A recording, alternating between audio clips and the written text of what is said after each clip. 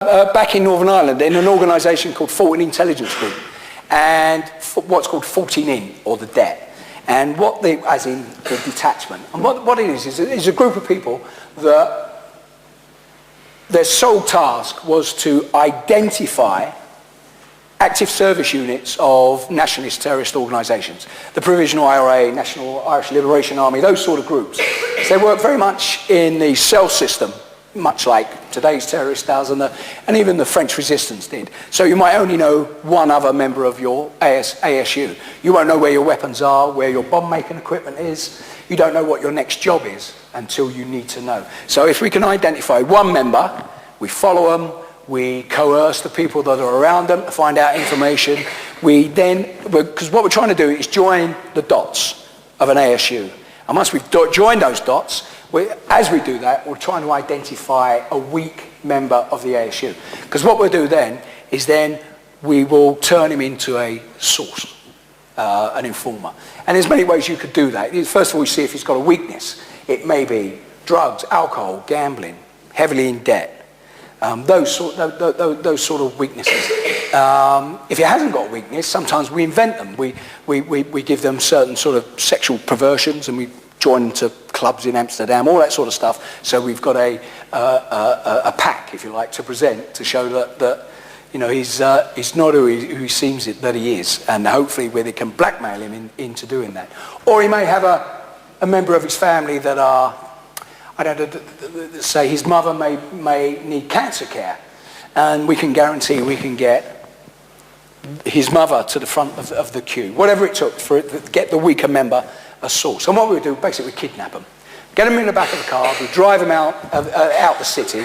We operate in Derry, myself and another guy from B Squadron, 22 Special Air Service, and we would then do our pitch, if you like, to the guy. And the pitch wouldn't be done by us, because obviously you can tell by my voice, I don't come from Derry, I come from South London. So we used to use special branch, that was good, mate, special branch, done again, special branch officers from, undercover officers from Derry themselves. When you're in Northern Ireland, what would you do if someone did not accept your pitch? There's not a lot we could do. There's not a lot we could do. And in some cases, you'd quite admire that they wouldn't accept it. In fact, there was one guy that we, because he dealt with a lot of youth groups, is one guy that we set it up in a way that he possibly had a relationship with 16-year-olds. And he said, okay, expose it. I don't care. Because no one will believe you. And actually, looking back, no one would. And there's nothing we could do. And then you actually admire the guy for doing that. But it's not as if he was going to go back and tell everybody he's been lifted and Special Branch have made a pitch to him. Because no one's going to believe him that he said no. So therefore, and obviously it would be explained to him that, you know, if he repeats what's been going on that evening, you know, it wouldn't be trouble from us, it would be trouble from the opposition. So therefore, the system worked actually quite well. But they were on the minority of the people where you would pitch or you would do something, you would manipulate a situation to get them in. 9 out of 10 times, sources were quite easy to do because it would be drugs, debt, gambling, those sort of everyday sort of vices where they were secrets.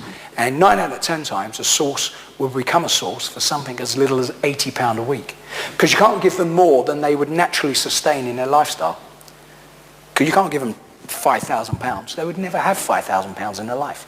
So therefore, you can't do that. So you only give them what they can sustain. In some cases, it would be £30, £40 a week.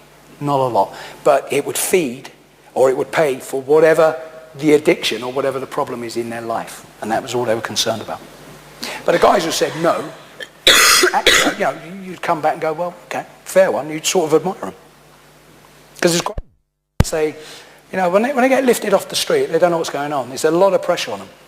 You know, and they're in the middle of nowhere. And sometimes we bring a couple of Fijians over as well. And they always look like they're fed up, don't they? So you get a couple of Fijians just looking at them all the time.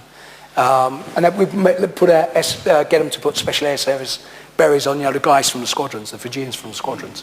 So even that was even more intimidating. But some would say no. But that was part of the game. Yeah, that's why they're called players. They're not called the enemy. They're called players. Revolutionary Warfare Wing. There's two wings in the Special Air Service. You've got Counter-Revolutionary Warfare Wing, and part of that is, operations like Northern Ireland, the DET, the counter-terrorism team, those sort of things, where you're trying to stop things. There's another group that have much more fun because their job is to start things up, and that's called Revolutionary Warfare Wing. So I spent my last 3 years there starting fights rather than trying to stop them. It's fantastic. Stuff that I do for the Ministry of Defence and what's known as a talking head for the MOD. And the argument is you get a briefing every month from the MOD and you try and influence the media debate. We try and influence the media debate. The vast majority of the time it doesn't work. Sometimes it does.